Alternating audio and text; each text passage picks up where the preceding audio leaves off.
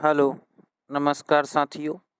एक बार फिर स्वागत है आप लोगों का मेरे इस यूट्यूब चैनल में। आज के इस वीडियो में हम लोग देखेंगे बिहार डीएलएड एंट्रेंस एग्ज़ाम 2026 से संबंधित जीके और जीएस के कुछ महत्वपूर्ण प्रश्नों को। तो आज का पहला प्रश्न है साथियों, यहाँ आपसे पूछ रहा है कि बम्बई में आयोजित कांग्रेस के पहले अधिवेशन की अध्यक्षता किसने की थी? तो साथियों, बम्बई में आयोजित कांग्रेस के पहले अधिवेशन की अध्यक्षता जो किया था वो डब्ल्यू.सी. बनर्जी ने किया था। ऑप्शन नंबर ए इसका सही उत्तर है। कांग्रेस का स्थापना साथियों वर्ष 1885 में बम्बई में ही हुआ था और इसकी पहले अधिवेशन की अध्यक्षता डब्ल्यू.सी. बनर्जी ने किया था। कांग्रेस के संस्थापक ए.ओ. ह्यूम थे, इसे भी याद रखेंगे। और कांग्रेस के द्वितीय अध्यक्ष दादा भाई नौरोजी थे। प्रश्न नंबर 2 कह रहा है बिहार में तेल शोधक कारखाना कहाँ है? तो बिहार में एकमात्र तो तेल शोधक कारखाना जो है वह बरौनी में है।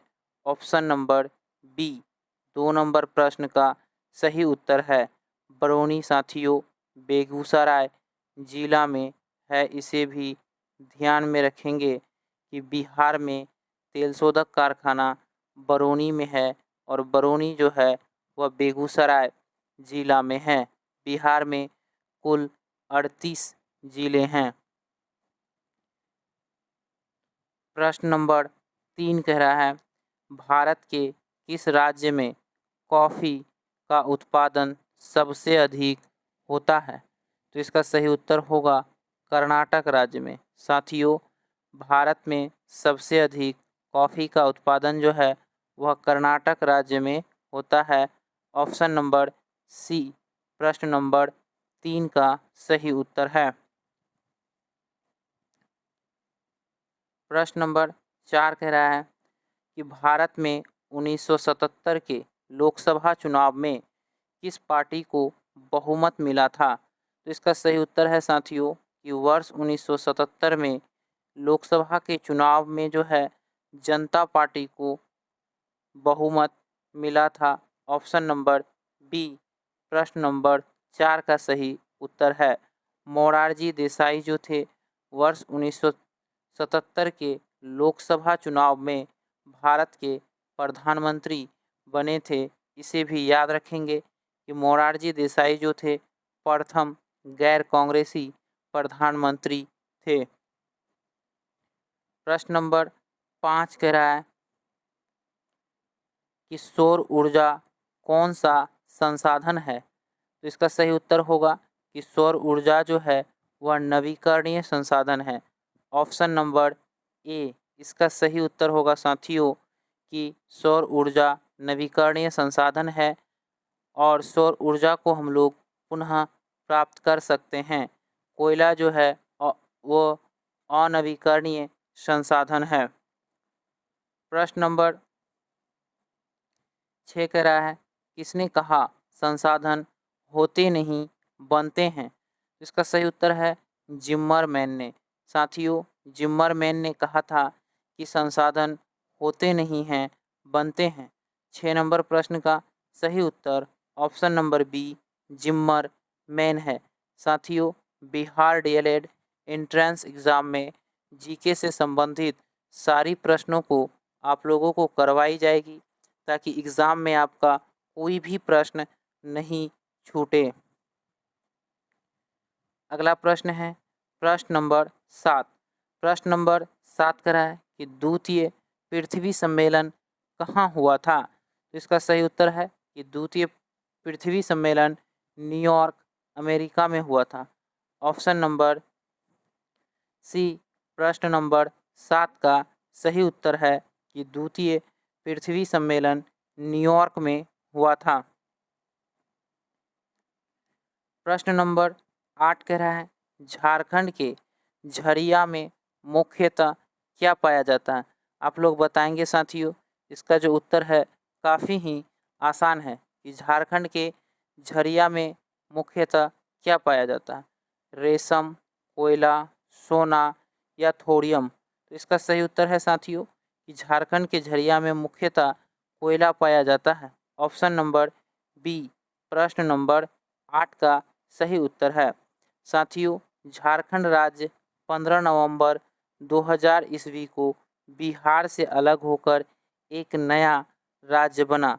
इसे भी याद रखेंगे कि झारखंड राज्य कब बना, तो 15 नवंबर 2000 ईस्वी को बिहार से अलग होकर झारखंड एक नया राज्य बना और झारखंड के झरिया में मुख्यतः जो है कोयला ही पाया जाता है।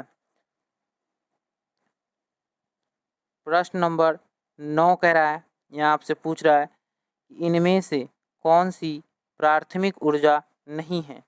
प्राकृतिक गैस, विद्युत, कोयला या पेट्रोलियम। तो इसका सही उत्तर है साथियों, यहाँ जो विद्युत जो है वह प्राथमिक ऊर्जा नहीं है।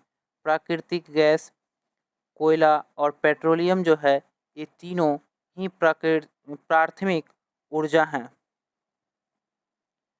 प्रश्न नंबर 10 कह रहा है, निम्नलिखित में से खरीफ फसल कौन है? गेहूँ, सरसों, मटर। तो साथियों, गेहूँ, सरसों और मटर जो है यह रबी फसल है। यहाँ आपसे पूछ रहा है कि खरीफ फसल कौन है, तो वो चावल होगा। खरीफ फसल जो है वह चावल है। ऑप्शन नंबर सी प्रश्न नंबर 10 का सही उत्तर है। प्रश्न नंबर 11 का है कि रबी की फसल किन महीना में बोई जाती है? मार्च अप्रैल में, जून जुलाई में, अक्टूबर नवंबर में या जनवरी फरवरी में। तो इसका सही उत्तर है कि रबी की फसल जो है वह अक्टूबर नवंबर में बोई जाती है। ऑप्शन नंबर सी प्रश्न नंबर 11 का सही उत्तर है कि रबी की फसल जो है वह अक्टूबर और नवंबर महीने में बोई जाती है। साथियों, रबी फसल में गेहूँ आएगा। अगला प्रश्न है प्रश्न नंबर 12। प्रश्न नंबर 12 कह रहा है कि पक्की सड़कों की लंबाई की दृष्टि से प्रथम स्थान पर कौन राज्य है? बिहार, तमिलनाडु, महाराष्ट्र या पश्चिम बंगाल। इसका सही उत्तर है साथियों कि पक्की सड़कों की लंबाई की दृष्टि से प्रथम स्थान पर महाराष्ट्र राज्य है। ऑप्शन नंबर सी प्रश्न नंबर 12 का सही उत्तर है कि पक्की सड़कों की लंबाई की दृष्टि से प्रथम स्थान पर महाराष्ट्र राज्य है। प्रश्न नंबर 13 कह रहा है कि परिवहन के साधनों में सबसे सस्ता परिवहन का साधन क्या है? तो इसका सही उत्तर होगा साथियों कि परिवहन के साधन में सबसे सस्ता परिवहन जो है वह जल परिवहन है। ऑप्शन नंबर बी प्रश्न नंबर 13 का सही उत्तर है।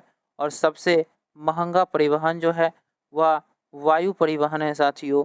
वायु परिवहन सबसे महंगा परिवहन है और जल परिवहन सबसे सस्ता परिवहन का साधन है। प्रश्न नंबर 14। प्रश्न नंबर 14 कह रहा है, भारतीय संविधान में मौलिक कर्तव्य किस देश के संविधान से प्रेरित है? तो इसका सही उत्तर होगा यूएसएसआर यानी सोवियत संघ रूस से प्रेरित है। ऑप्शन नंबर सी प्रश्न नंबर 14 का सही उत्तर है। प्रश्न नंबर 15 कह रहा है कि अशोक के शिलालेख को सर्वप्रथम किसने पढ़ा था? तो साथियों, अशोक के शिलालेख को 1837 में सबसे पहले जेम्स प्रिंसेप ने पढ़ा था।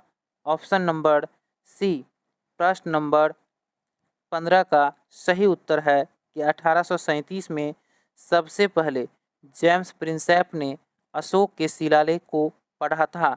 अशोक जो थे वो मौर्य वंश के सबसे प्रसिद्ध शासक थे जिन्होंने बौद्ध धर्म को स्वीकार किया था।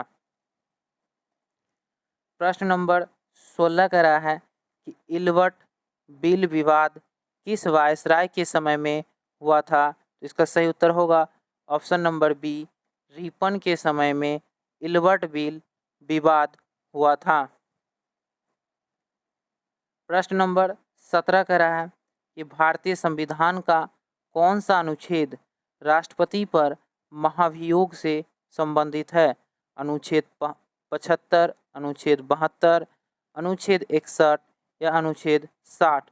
तो इसका सही उत्तर है साथियों ऑप्शन नंबर सी, अनुच्छेद 61। भारतीय संविधान का अनुच्छेद 61 जो है वह राष्ट्रपति पर महाभियोग से संबंधित है और अनुच्छेद 60 जो है वह राष्ट्रपति के शपथ से संबंधित है, यानी राष्ट्रपति के शपथ से संबंधित अनुच्छेद 60 है और अनुच्छेद 61 जो है वह महाभियोग से संबंधित है। 18 नंबर प्रश्न कर रहा है, वर्नाक्यूलर प्रेस एक्ट किस वायसराय के समय में पारित हुआ? तो इसका सही उत्तर होगा लॉर्ड लीटन के समय में वर्नाक्यूलर प्रेस एक्ट पारित हुआ। ऑप्शन नंबर ए 18 नंबर प्रश्न का सही उत्तर है। प्रश्न नंबर 19 का है, निम्नलिखित में से कौन भारत में वाणिज्यिक फसल है?